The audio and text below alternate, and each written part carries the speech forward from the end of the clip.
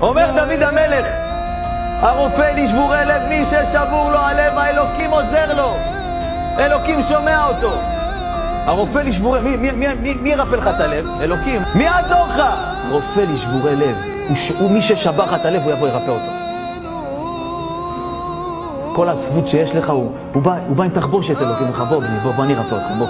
כולם בוגדים בך בסוף, אני איתך רק. אומר דוד המלך, הרופא לשבורי לב, הוא חבש לעצבותם. מה המשך הפסוק? מונה מספר לכוכבים, ולכולם שמות תקרא. מה זה קשור המשך הפסוק לתחילת הפסוק? אומר דוד המלך ככה, תקשיבו טוב.